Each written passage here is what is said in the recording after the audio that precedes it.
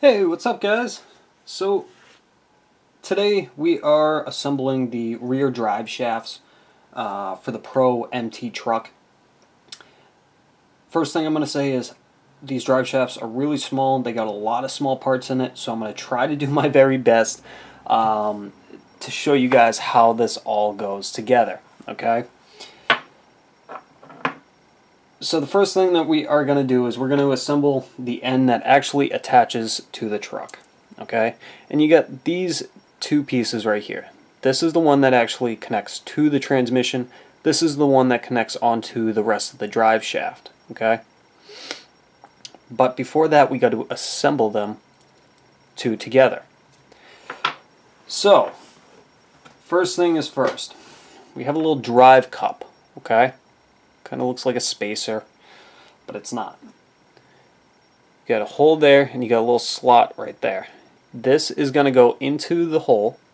Okay, it's actually asking for a set screw to go into it. This part I'll show you guys as soon as I get the set screw in.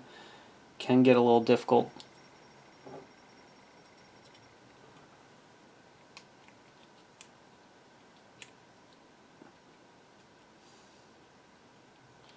Okay, we're going to put the set screw all the way in. Okay, as you guys can see, I'm going to try to get that so it's not so blurry. You can see the little set screw inside that drive cup that's in there.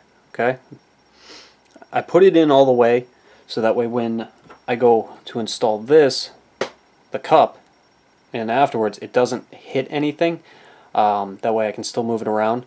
But when you go to assemble the pin inside of that little tiny hole there and line it all up, make sure that set screw is facing outwards, because you're going to need to loosen it a little bit to allow the pin to go through, and then you're going to tighten down the set screw onto the pin.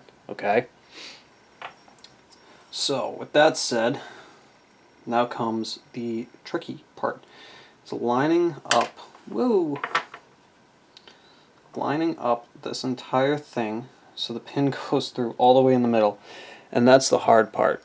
So I'm going to wait for it to, you can actually see the hole in there from that drive cup. That's where the pin's got to go through, on top of it going through that hole.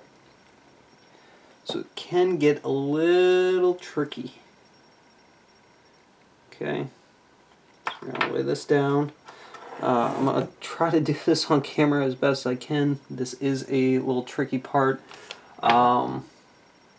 Hold on one second, I gotta find the pin. Okay, so I've got the pin.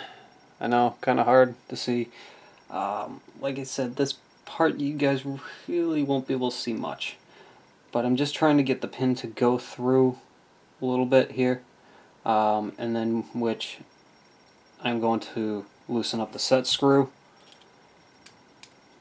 to allow the pin to slide through all the way. Once it's flush on both sides, I'm going to tighten it, that set screw down, so it looks, come on, so it looks like that coming through. Okay, and as you can see with the set screw, you can access it to loosen it and tighten it once it's in place.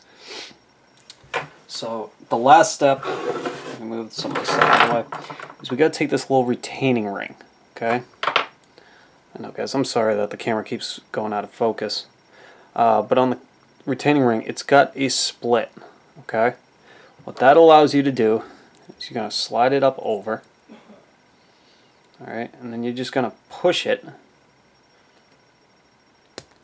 spread it a little bit, and just kind of work it around the drive shaft until it pops into place, kind of like so.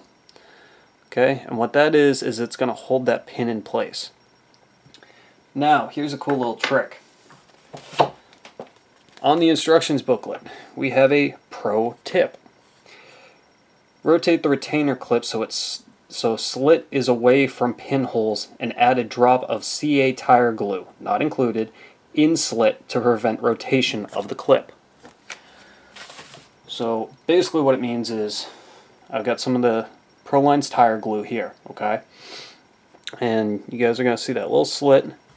Okay, and we're going to add a little bit right inside of this area here. So just a little dab is really all you need. Okay, and then we're going to let that dry, and you are all set. Okay. Now, we're going to do the other end. Okay, this is the end that goes to the tire. It's exactly the same thing. You got your drive cup with a little pinhole, a set screw. We're going to put in.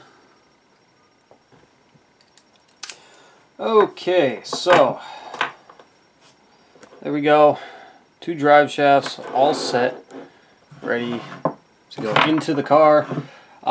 Pretty straightforward. You use the drive pins here, mount them up to the transmission, and you're all set, ready to go. Tried to do the best I could, guys.